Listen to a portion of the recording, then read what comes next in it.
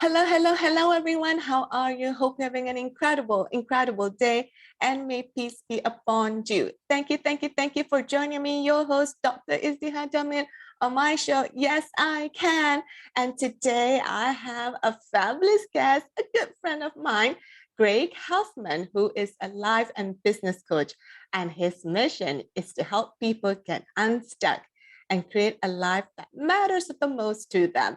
So Gregg, welcome. Well, thank you. I've been looking forward to this, and anytime I get to talk to you, Izzy, is an amazing time.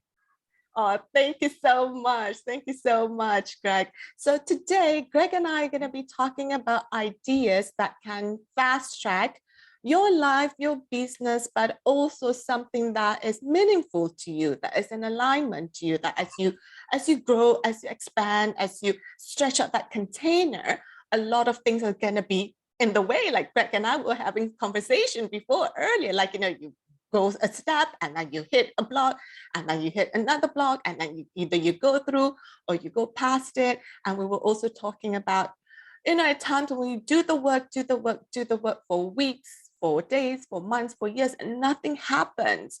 But it's just, if you have that alignment, which Gregg is like, he's an expert in, when you have the alignment and getting unstuck in that place, that work is going to come to fruition.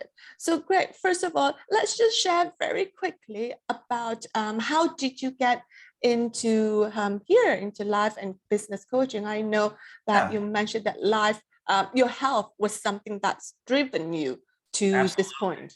So I was 37, so it's almost 10 years ago.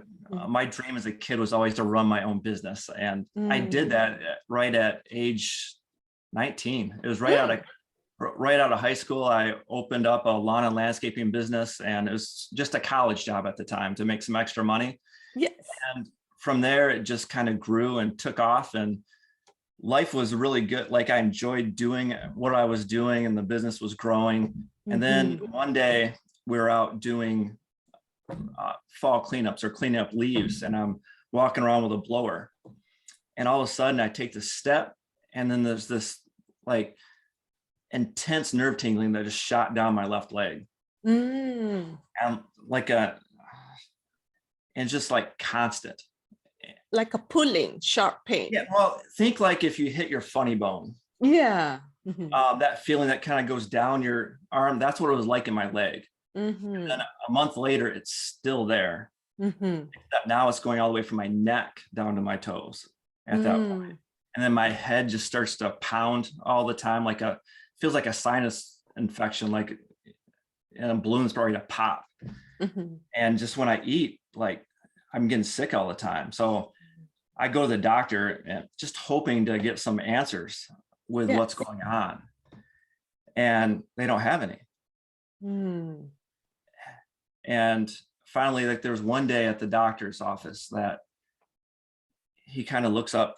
He hadn't mentioned the thing about the tingling. He was talking about some other things. And so I asked him, because it's impacting my life so much. And he's like, Gregg, there's nothing that we can do. You're just going to have to live with it. And I'm going through your mind, like, what? Wait a minute. You're the doctor. You're supposed to fix this, right? Like, that's your job. Like, fix me. And it was more than just even the health issues. It was how it impacted the rest of your life. Like, even getting a hug would just make the tingling intensify for hours afterwards. So you're not quite sure how to, like, you almost dread like even a hug, which kind of sucks. And it's also like draining me of energy. Like, every time I work, like, it makes my head pound even more. And so this business that you love now is taking like everything that you have. And and you don't have any answers, and it's just continuing to get worse. But it also really impacted my marriage. It finally came. It's just the weight of everything. I'm sure I wasn't the most fun person to deal with at that time, with all this stuff going on. So kudos to my wife for putting up with me during that time. But there came one time. There's one day I was just standing in the kitchen, and she walked in, and you ever have it where you look at somebody, you can just tell that they're going to say something and you're probably not going to like it. That was kind of the look that she had. And so when she finally did talk, she's like, Greg, I just can't do this anymore. And I mean, your heart kind of drops at that time, and it's like, okay, there's a lot I got to do. And, how do I get through this? And it finally came to the point after this time frame had gone for like 2 years. And I finally came to the point where I thought I was going to be on disability. That's how much it progressed. And I kind of sat there and knew that I had to do something. Like, that's not who I was. Like, I always was searching for an answer. Like, that's kind of one of the themes I'd always had in life was there's always a way.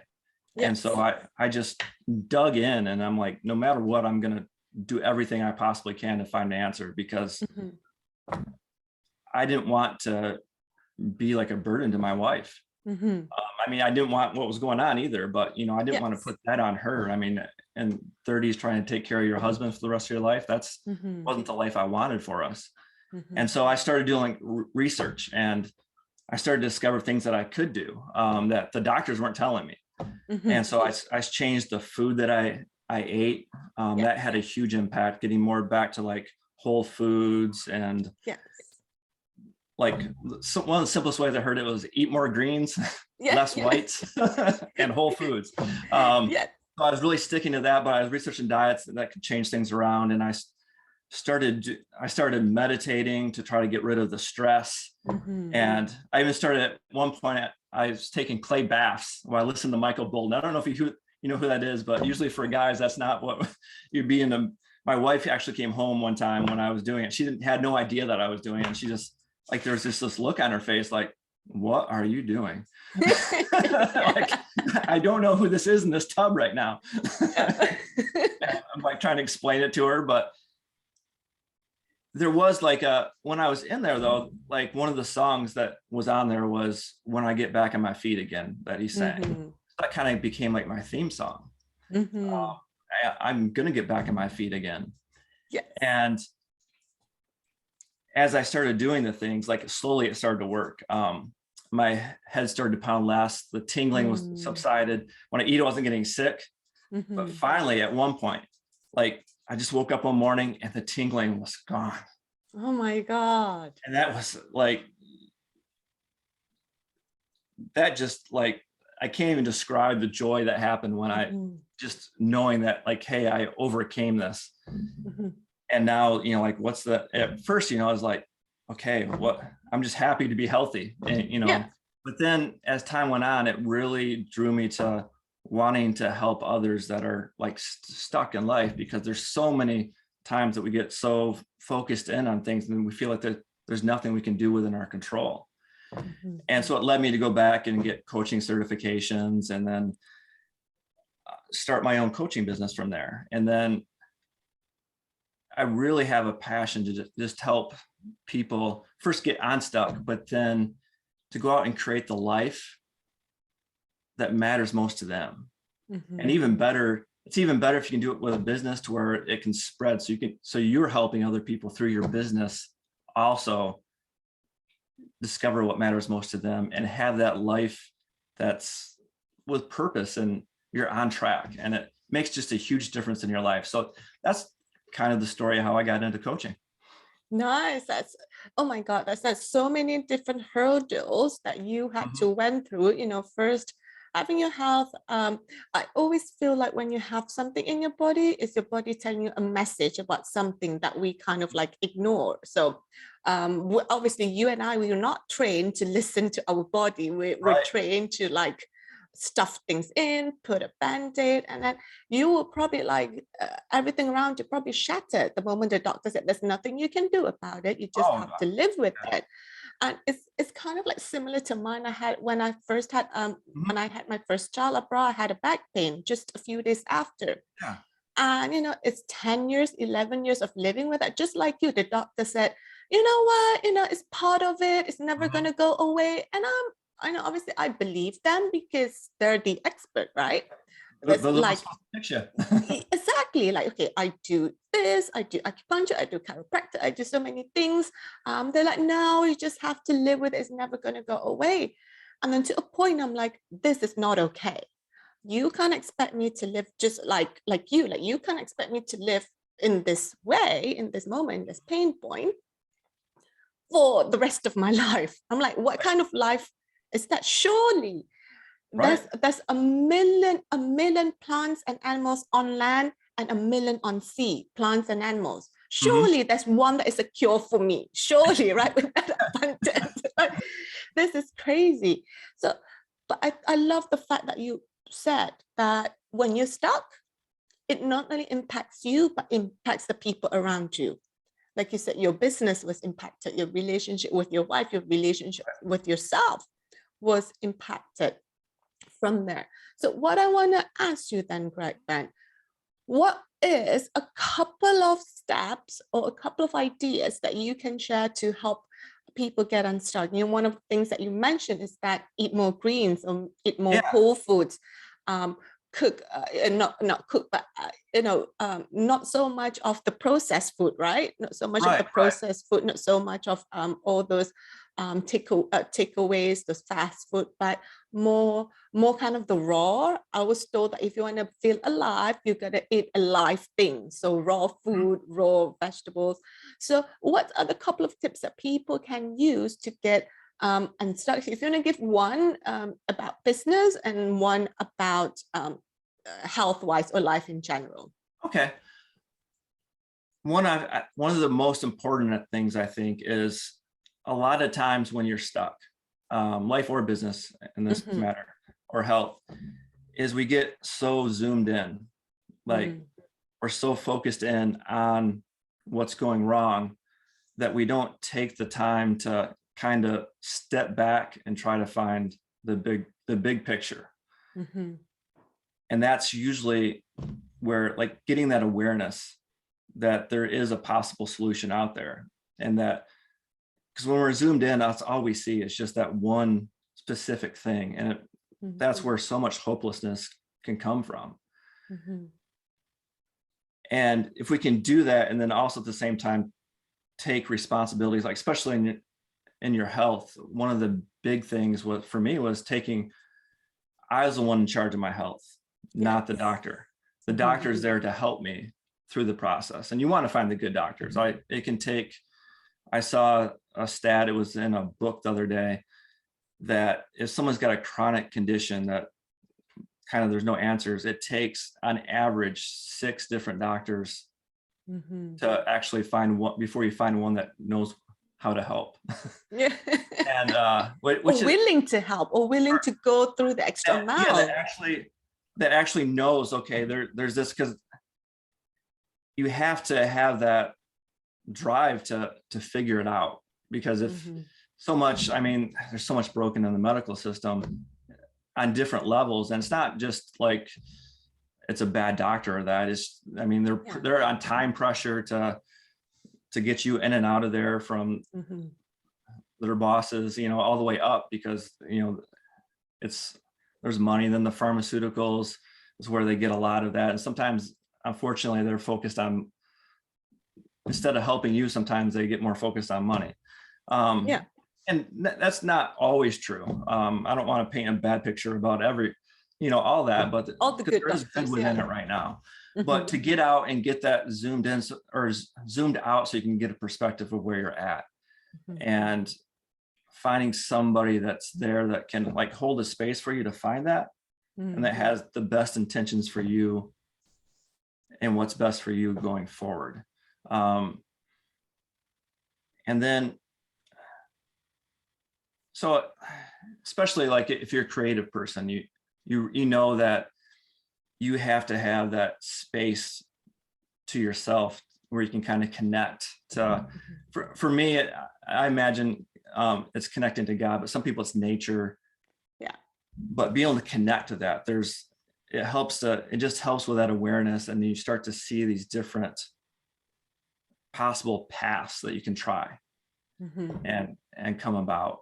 And even, I mean, even if it's a relationship, like getting back and remembering what's the main reason we're here, what's that purpose, like in a relationship, it's, loving that person, that's the main thing. And so often we can get sidetracked onto this thing over here or this thing over here that we lose sight of the thing that mattered the most. And so it's getting zoomed out and seeing what matters the most will help a lot in getting unstuck. Yeah, that is a really, really good point that you mentioned, and kind of like asking for help from the right people, or the people who are willing to fight for you, because with their expertise, because like you mentioned earlier, like it takes about an average 6 doctors, and God knows over the years I have seen more than 6 doctors and different So that number's higher for you. exactly. Yeah. Like over this one here, on different countries, different continents, and what have you not. But it's just a matter of, I feel also you got to trust your gut instinct with whether that person is a right fit for you. They may be amazing at what they do, but they may not be the right fit for you. In terms of that is the most beneficial for you. So you raise a really good point there on asking help with the right people that is going to be most beneficial to you, and being responsible. Like you took away that, hang on a minute, I'm responsible for my health. I can eat this way, I can do this way, I can move this way, I can do crazy stuff on the bus hour, listening to that song. I can meditating was one of the things that you mentioned as well. And the zooming out with the people that matters. And like I said, it's not just you, especially you, even if you're single, you still have your family members, you still have your friends, you still have your colleagues. So you're never on your own, and the impact to that. And definitely kudos to your wife. What an amazing person she is, because I know it's not easy taking care of another person that is going through cellular transformation. I remember like my husband had, the bugs the other day. So he was in quarantine for 5 days or so. And I'm like, babe, come on now. Like, it's hard work.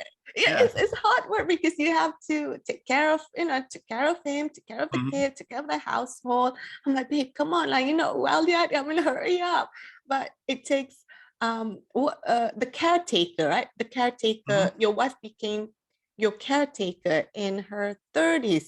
So even though she's still young, but it's still emotionally, physically, mentally drained. So what coming from there is that, how do you then take care of your loved ones? Because I know then you were like so focused on yourself and the healing, but now that you're back in again, like how do you take care of your loved ones? Because otherwise she wouldn't be standing here with you today. She'd be like, okay, bye. So how do you take care of your loved ones? And like, you know what, I'm gonna get through this, just bear with me, because I'm guessing she's that close to like, it's not gonna work out anymore. She's like that close to we were say goodbye. We were separated for a little bit. We still stayed in the same house, but I was downstairs and she was upstairs. And like a roommate. Yeah. And so for me, getting through that with the loved ones, it was really kind of what we talked about, remembering what's most important. And still, you learn a lot about yourself. Like when you go through something like that, you find out that you are way stronger than you ever realized. And that strength comes from there. But making sure that you're still appreciative and grateful for what they're doing. And even if you can do like small little things, I mean, you're in a bad spot, but there's still a two-way thing, in a relationship, or people caring for you, it's still a two-way thing. And even though you feel like, maybe you can't, like some people are like always, like acts of service, that's how they know how to show their love. Yes. But you can find other ways to show it, whether it's through words or just talking with them, and allowing them to, like, knowing that they're under a lot of stress taking care of you. And being gracious with that. Mhm. Realize that, you know what, maybe there was a harsh word said, but that was more of the stress talking Mhm. than who the person truly is. And just being able to step back and realize what they're going through at the same time. So there's this kind of grace between both of you, and forgiveness back and Mhm. forth to really bond. Like with relationships, a lot of it is you're doing it in a way you love that person, so the things that you're doing are for them, and you're doing it regardless of even how it comes back to you, because Mhm. that's who you want, and that's want to be, and that's who you want to be in that relationship. A lot of times we get to like, well, they did this, so I'm going to do this, and it goes back and forth, and it Yeah. just collapses from there. You know, even if you're not getting it back in that moment, if you keep doing that, usually it does start coming back. And it could heal a lot of things and create that relationship where you get back to remembering why it was you got in it in the first place. Because we can Yeah. lose track of that so easily. Like, and Absolutely. and allowing them to have some space to, you know, do the things that they love to do still. Mhm. You might be sitting at home alone, but that's okay, because you know that they need to be able to recharge to be their best with you too. Yeah, absolutely. And I feel like, you've got so many tips and practices, and even your story. I think it should be recorded in a book somewhere, like, like put it together in a book, like a life My book. mom was on Um, me the other day, like, you need to write a book. I'm like, I don't know. yeah, There. great. You're speaking to someone who I know I knows am. about I books know and I publicity. So we're am. gonna touch I have a base in a signed book. copy of yours. Like a sign coming. But I love what you said about those little things that you can do, kind of like, it's going to be tough what you go through. It's going to be Mhm, tough, but at least those little things that you can say, that's going to make a huge difference, like saying thank you, or saying, get mhm. them, order them a flower, or whatever it is, or help do the dishes, just those little things, that's going to be so meaningful along the way. Jack Canfield wrote in his book, The Mhm. Success Principle, that it takes the 1,000 little steps to get to the big things. So Oh yeah, you absolutely. never just jump to the, like he was saying, an example of being a New York Times bestselling author. And it didn't just happen. It's all the little steps that he had Mhm, to go through to make that happen.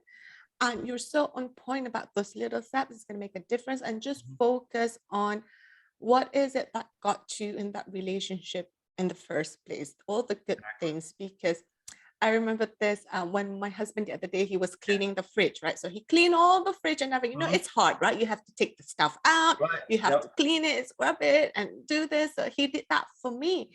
And then when I opened the fridge, and then I saw this tomato there, and it was rotten. And I'm like, babe, why is there this rotten tomato there? Yeah. And he's like, I cleaned the whole fridge for you, and all that you see is that rotten tomato. And Mhm. then I'm like, okay, like, because it's a big deal. If you don't know, like, it's a big deal to clean a fridge. And then I realized that's automatically what I tend to do. I tend to focus on immediately that little thing that's, that's small, that's not so great, but overrides the bigger thing. So Yeah. you're on point of that with, and that is what I'm guessing what essentially kind of brought you back together, like from the But up to the yeah. down. Now you're on the same level. Yeah, Right. I forgot, as I was saying things were getting better, that we saved our marriage, and that's a big deal. I mean, Yeah.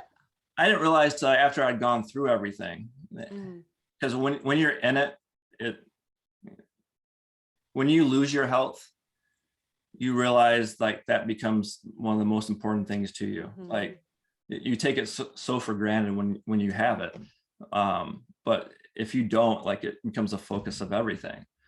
Just mhm. getting through the days, but I was forgetting where I was going with that.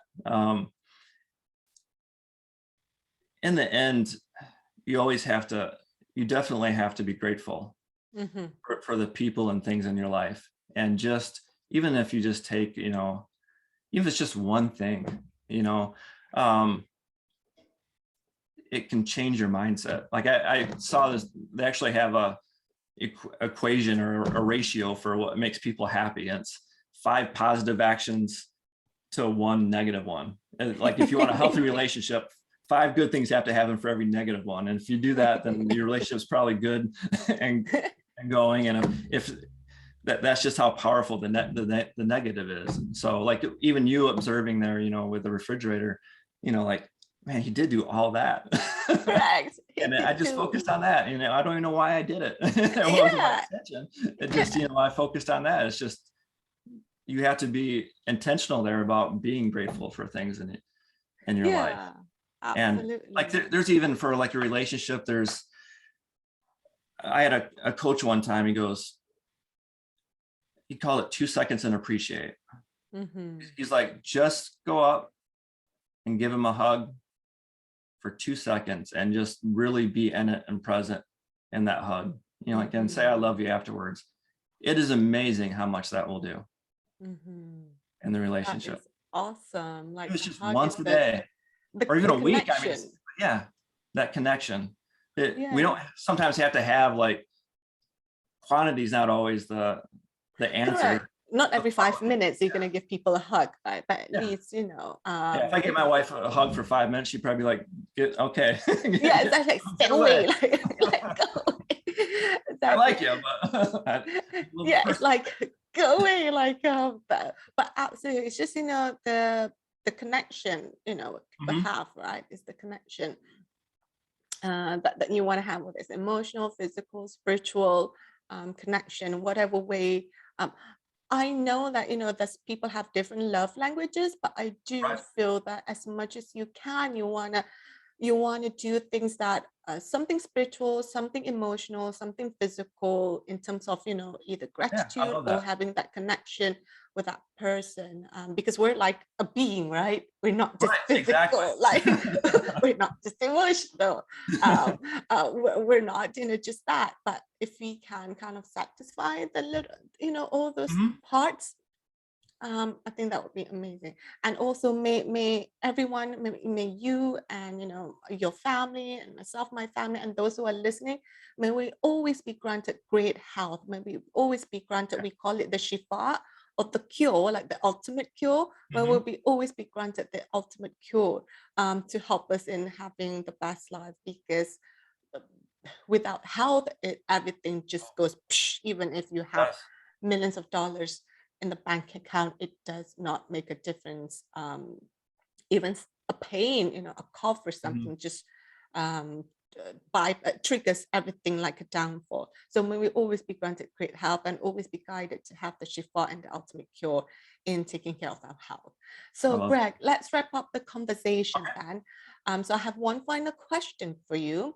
What is one fun thing that you do that people don't know about? Oh, one thing they don't know apart from that Michael Bolton song. Guy with the big hair, right? Michael Bolton? Yeah. Michael Bolton was he did a lot of like love songs and things like that. He was really popular at the 80s, 90s. Like the 80s, the 90s time. Yeah. You can imagine the clothes he wear, the 80s, right? They have a particular it's it can be like, you tell that story like if you have like a man card, you know, that's not quite as cool if they're going back. I don't know, Gregg. Well, clearly he made millions just by doing that. So Michael Bolton nailed it. You know, he clearly made millions by doing that. So what's one fun thing that you do then, Gregg, that people don't know about? People don't know about. I love this. Probably I like to go around, like we got cats and dogs, and so I'll go around. Sometimes I'll sing them a song, just a random song, making up words. And my wife usually looks at me like, please stop, you're not a singer. But it's fun. You know, like we had a cat that was named Wild Thing. So I would sit there and Wild Thing, you know, with that, and just singing these like little songs. Those are fun little things. That the only one who knows about that is my wife. So now a lot of people do. Yes, well, it's fun. You can't worry about how you're going to look. Just have fun. Yeah, exactly. It's a fun thing. And also, you're embracing your inner Michael Bolton, like Exactly. singing that, Yeah. embracing that and making that wild thing, or your cats and dog like looking good. They're probably like, my God, daddy is gone crazy now. But who cares? Like, daddy's happy. That cat would always get pumped up. Oh yeah. I mean, like One of those whenever energetic cats that was almost more like a dog. And so he would get all energized. oh my God, whenever I sing to my kids, every now and again they're like, oh my God, mommy, stop it. It's like, mommy, like enough. Oh my God, mommy, like I don't care. I just like go for it. I mean, I was in the choir before when I was in high school, so I did have some training, but obviously it's not like the best Right. Beyonce or Adele kind of thing, but who cares, right? Like you and I, we can go on karaoke and just like have fun on the karaoke night. So great. Thank you so much for joining me today and having this conversation about the tips, the tools in order to get unstuck in life. And also, more importantly, looking at what's really meaningful, what's really beneficial, what's really important in your life, and figuring out a way to get connected with that, or getting back again to it, whether it's yourself, your loved ones. So thank you so much for the interview, Greg. I really appreciated having an amazing conversation. So how can people reach out to you? What's your website and what's your social ID? Social media ID, not like social security ID, but your social media. Oh, that's just a second. I gotta look that up. On gregghuffman.com is my website, and you can get a hold of me there if you want to learn more. And then there'll be coming more. There's not a lot there right now, but facebook.com/Gregg Huffman. And I'm going to start putting more things on the website, and I'm starting up a blog and some more Facebook posts from there. And if you go to the website, there's links to like my LinkedIn and Instagram. I can't remember what my LinkedIn is right now. So awesome. GreggHuffman.com. So GreggHuffman.com. Awesome. Fantastic. Greg, once again, thank you so much for joining me in this conversation. For those of you who would love to share your voices on prestigious platforms around the world, whether it's becoming a best-selling author, getting on TV, media, magazines, interview, Forbes, or TED, check out izdiharjamil.com. Thank you for joining. This is your host, Dr. Izdihar Jamil. Tell yourself, yes, I can. And so it is done. Okay, great. Say bye-bye to everybody. Bye.